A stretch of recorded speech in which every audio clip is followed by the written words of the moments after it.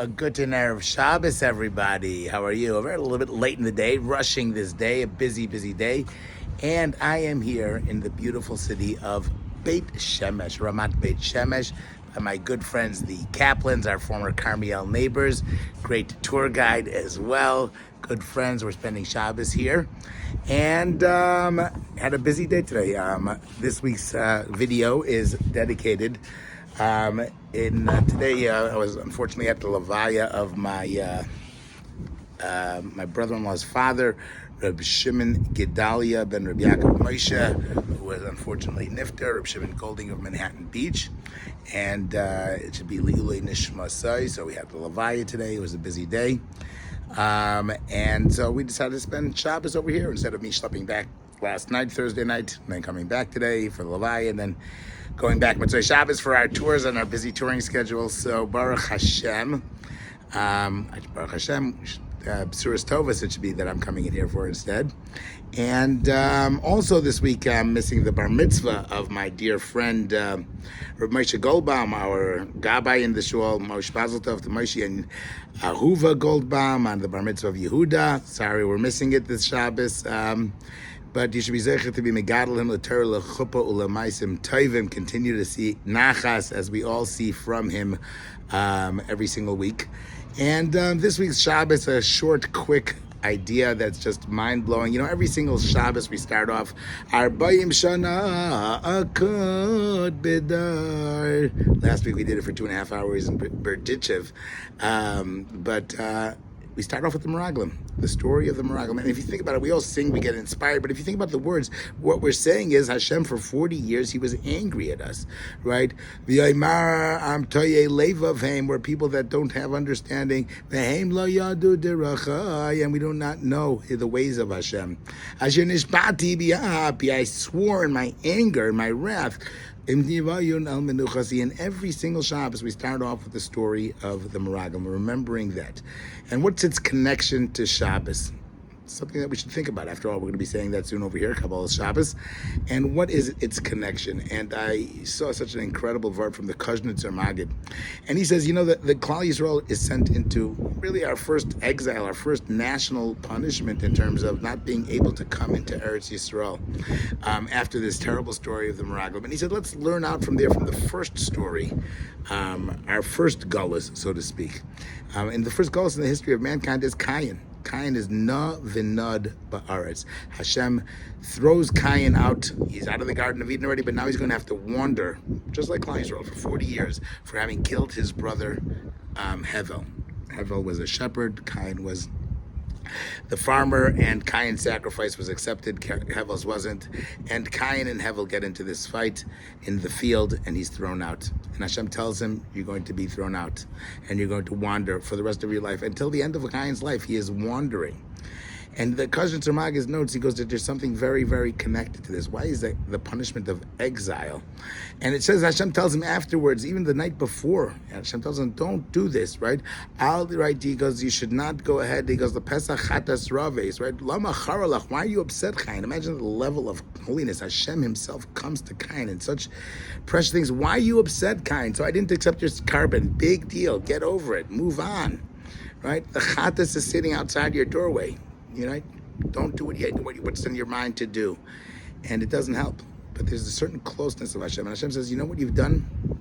By separating yourself from me, you've created this concept of wandering, of exile, that you're going to be forced to wander. He said, Hashem says, but the Medrash tells us that Hashem gives Cain an ice. He gives him a sign, right? That this will be your sign. And there's 3 interesting pshatim in what that sign of Cain, the sign of Cain, right, as movies call it, or the novels call it. What is the sign of Cain?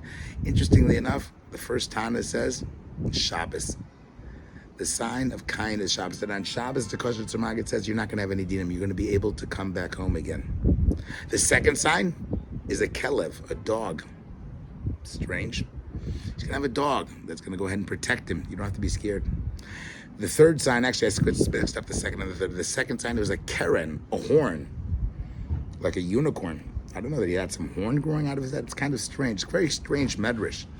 What are these connections? But it's interestingly enough that the Koznitzer Magid explains we find all of those things in our Parsha, really almost as the atonement for Klal Yisrael. right? Because what is the distance that we have from Hashem is the distance that Klal Yisrael has. They're nervous, they're scared. We're going to go into a land we don't know about it. How are we going to be there? How are we going to survive? How are we going to make it? Hashem, we're here in the clouds of glory, we're in your protection, but over there it's natural. It's how can we make that happen? How are we going to be connected to you when we're not sitting in the clouds of glory, when we don't have Moshe Rabbeinu next to us? Can we find you, Hashem? And Hashem says, don't worry, right? Don't lama charalach. Why are you guys getting upset? Why are you crying a bechia shalchinam? Why are you crying for nothing? I'm there. I'm in Eretz Yisrael. You're coming into my menuchasi. And Klal Yisrael doesn't get it. And we cry needlessly. And Hashem says, now you've created that separation. And you know what? Because of that, you're going to have to wander. And when you wander, you're going to long to come back home again. You're going to want to be returned to me. But you know what? One day a week, I'm going to give you that opportunity to come back to me. And that's Shabbos. Im yevayun el menuchasi, right? I swore that you're not going to come to my menucha over there, but I'm giving you an os. Shabbos is also that sign. You're going to be able to come to me. And there you're going to experience being together with me in the physical world, in the spiritual world, all of it together. Every Shabbos is that tikkun of that, where we're getting the blessing and the power to go ahead and move forward for the rest of the week because we know we're with Hashem, right? But if that doesn't work, Hashem says, I'm going to give you a keren, a horn. It's interesting, the horn. What is it? Something that grows right in the middle of your. It's not the actual Shabbos itself, but it's like the Koznitzer says. It's like a ray of Hashem. It's something that shines out from there. You know what it's like? It's like the horn in the middle of your head. It's like the tzitz, right? Like the Kohen says, Hashem is going to be Hashem is going to be right in the middle of your head. Guess what? He says the Koznitzer. We have the Parsha of tzitzis. Tzitzis says those corners that we have, that we're surrounded by Hashem, even if it's tzitzis, it's like that keren. It's those rays that connect us. And we're told that tzitzis is loisasuru acharei lemavchem. You're not going to tour needlessly. You're not going to go wander. You're not going to go to that Pesach Chatas. It's that keren, it's that tzitz, and it's going to remind us not to go ahead and get distance from Hashem, but rather to come home.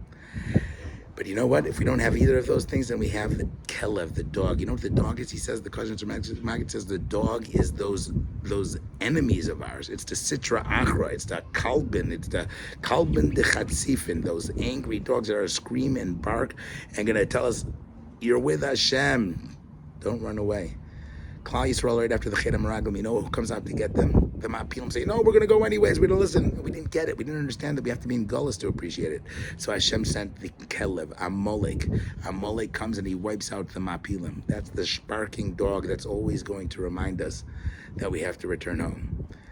Baruch Hashem, we're living in Eretz Yisrael. Baruch Hashem, we're coming to Shabbos. Baruch Hashem, we have the ability each week to tap into that breath, that delicious flavor of Shabbos. And we can take the tzitzis, even those that are not here in Eretz Yisrael, even while we're still in Gullus and other places, but we have our tzitzis that surround us. And unfortunately, we have the kelevs that keep screaming louder and louder, go home, do what you need to do. Every week we get to it. We start off our Boyim Shana Akud Bador. We remember that great mistake that we made. And then Im Yevayun El Menuchasi. And then we'll sing Shiru Lashem Shir Chadash. Sing a new song again. Let's take that aura of Shabbos, that light of Shabbos, bring it with us to the rest of the week. Everybody should have a great Shabbos. Subscribe to my weekly email, rabbischwartz@yahoo.com.